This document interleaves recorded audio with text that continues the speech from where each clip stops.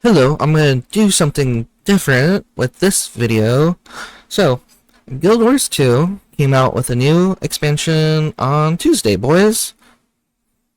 And I've done playthroughs on the channel, but I always wanted to do a game review utilizing a script. And now that there's an audience, hopefully still, I thought I will try my best.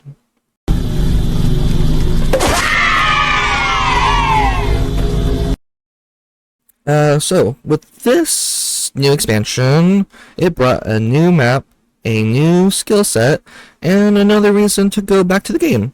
I've been playing Guild Wars for a while. How long? Even creating a script for this video, it hurts to think about how long I've been playing Guild Wars.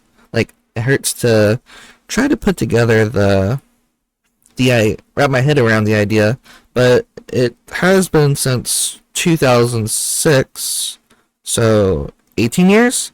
That's the legal age, too. Because, well, that's the legal age. So, because I've been playing for that long, I became addicted to playing Guild Wars, but these days, it bores me too quickly, because my brain hates delayed gratification, but I'm getting away from the point of this video. Is this expansion good? Yes. Okay, now buy it and leave this video. Oh, but why is it good?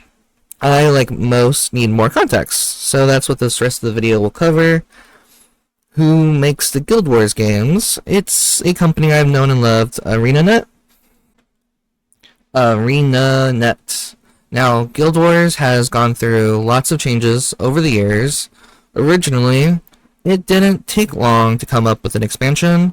In fact, the original game, Prophecies, the campaign in Guild Wars 1, came out in 2005.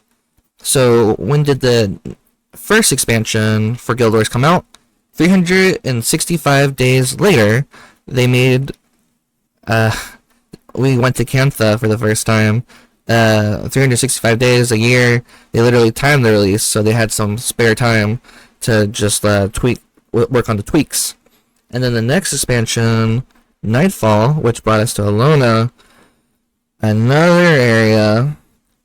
Nightfall was literally 6 months after the Canthan expansion, and I wonder how fast the next expansion after that would have been. But at this point, ArenaNet started pulling away from their original design of the game, because although the next expansion came out a year later, still stupid fast, but at this point, ArenaNet wanted to do something different, so made a sequel, Guild Wars 2. Where am I going with this? Well, I am establishing the context. Give me a second, because what I'm going with is that Guild Wars 2 looks way differently and plays differently for us veteran players. We've always found this change felt really good. We were happy with vanilla Guild Wars 2, albeit there were no mounts and no gliders.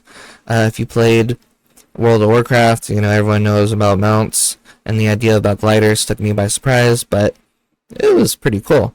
And so yeah, this what happened. Vanilla Guild Wars 2 happened before there were those two things, but there still was a lot to do, and the game was pretty fun.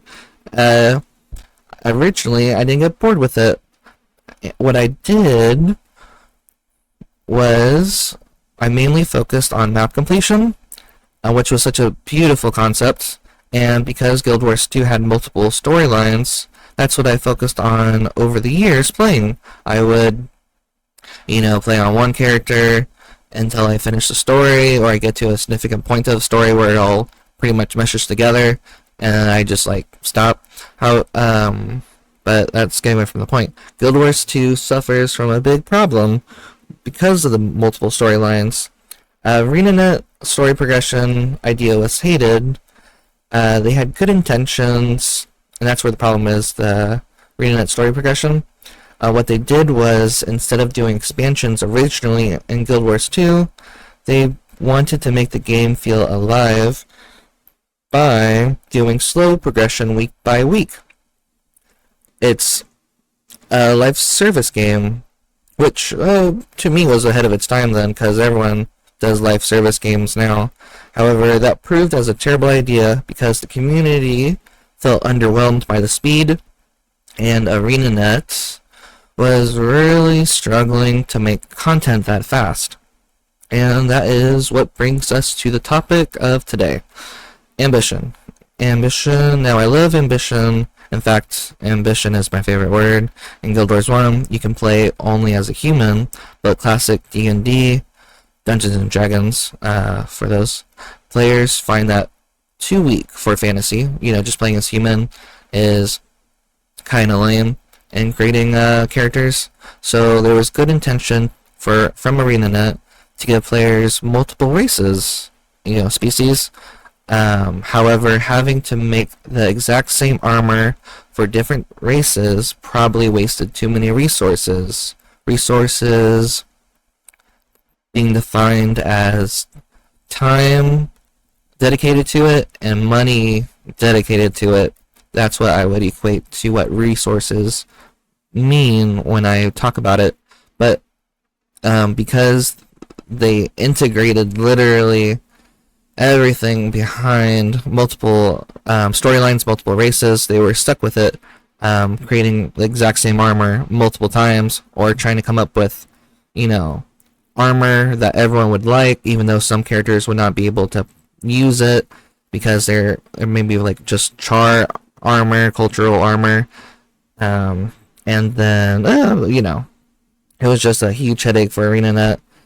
So now ArenaNet has problem with resources at this point, like 2012 Guild Wars 2, like literally, like as soon as the game came out. As a player base and company, we both found that if they focus too much on one, the other aspects of the game suffers. Originally, ArenaNet focused on story, so creating content for the story became too lucrative. I think that's the word. It's like too taxing, pretty much an impossible task for a live service game. That means the story progressed, but the content felt way too dry. People literally spent like 5 hours max on the story. Like, ArenaNet would be working really hard on a story for 2 weeks. And at this point, yeah, they would probably spend like, most people would pay 5 hours, but that's being generous, because at that point, it really wasn't that much. So player retention, player interest, player happiness took a nosedive at this point. So you can understand that after 3 years, that just means that it gives ArenaNet time to mesh into giving back an expansion and creating an entire expansion. 3 years after Guild Wars 2 Vanilla, that's probably 2015, ArenaNet went back to the expansion idea. Thank you very much, ArenaNet. So with this latest expansion, and the last one, Secrets of the Obscure, ArenaNet made the expansion into installments. Well, I'm fine with that. I'm not going to complain about the idea. It still feels like an expansion, although it doesn't feel as crazy big as Heart of Thorns, Path of Fire, and End of Dragons. Those are 3 expansions. First 3. Which basically added a new region to the game all at once. That's like the only difference. The game still does it with the obscure, with the Secrets of the Obscure and Janther Wilds. It's just not all at once, but in installments, which basically adds a new region over time, giving ArenaNet breathing room, and they can still promote Guild Wars 2 as a live service game. The original dream of Guild Wars. That's what they always wanted to do. Pretty much killing 2 birds with 1 stone. They still have a live service game, and they don't have to waste too many resources. Although they are still struggling with that, it just gives them more breathing room to deal with it. And I won't go into the spoilers of the story of Janther Wilds. To be completely honest, I haven't even beaten it yet. But in this expansion, it takes place in, you guess it, Janther Wilds, a pretty cool location that has always bugged players on what's north of Kryta.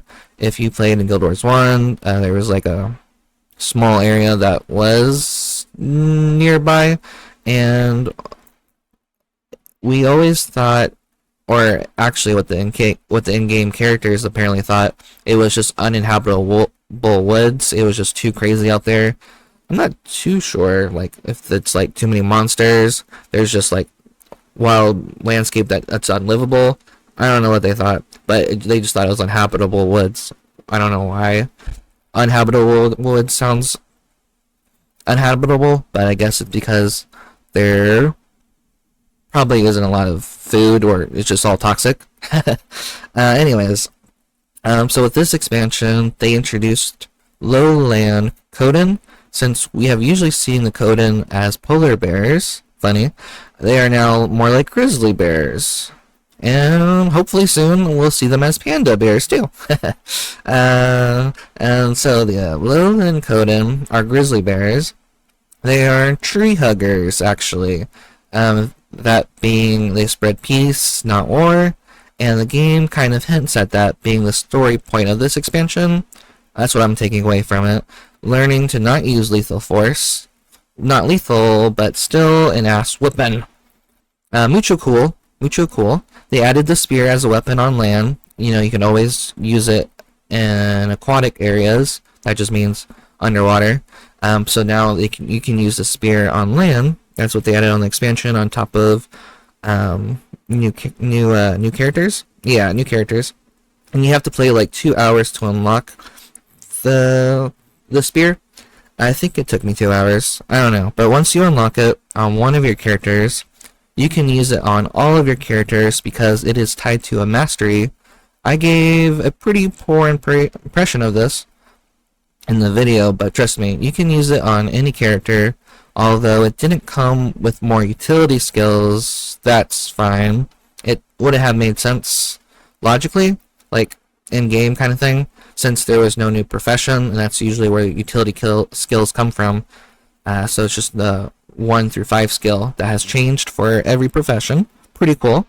Because there's also 9 professions, so that is a pretty headache in itself. And then with the release of this expansion came 2 maps. I've only touched Lowland Shore, obviously. There's also, I think they call it Janthier Sentry. I mean, it's like spelled differently than Sentry, but kind of, if I were to sound it out, looks like the word Sentry. That's how you pronounce it.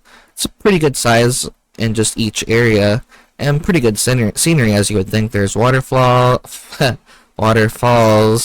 lots of lush land, tall trees, and with the expansion came homestead. So the expansion makes you feel pretty at home, pretty relaxed. Hopefully there's nothing too crazy going on in the story, since we pretty much destroyed all the Elder Dragons.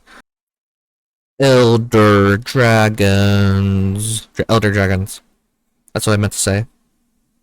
Hopefully this is like taking a step back from all the craziness, on top of the Hearts of the Obscure with all the demons. And altogether, I'm pretty happy with this expansion. It's a must-buy, especially since, although I have no foot in the PvP scene, you should get this expansion if you are, since some players have reported that all the weapons have been pretty hard nerfed to promote the spear, but I have no idea. I literally can't do a DPS report because I obviously suck at PvP in itself. I literally suck at doing DPS. To me, it's all the same. So nice. I made a video reviewing the newest expansion. Good pat on my back. Good job for me. I found it pretty easy to make. And I might do this more often because I make notes as a pastime hobby. So this literally took me like 30 minutes to write the script on itself. I've seen a lot of poor releases when it comes to live service games. I just want to make note because I've been playing video games for so long. And I can say this one went pretty smooth. Thank you for your hard work, ArenaNet. Keep up the good work. Like there have been several games that have been bare bones content at release. Like they would just use the player to improve the game. Like AAA games that are beyond hyped, like pre-ordered, only to have a bad delivery, day one release, and take years for the games not to suck. Most notably, Fallout 76, No Man's Sky. Those are both really good now. And fuck you, Bungie, with Destiny, but Destiny 2. Destiny 2, 2, 2. So thank you for your good job, ArenaNet, and thank you guys for watching.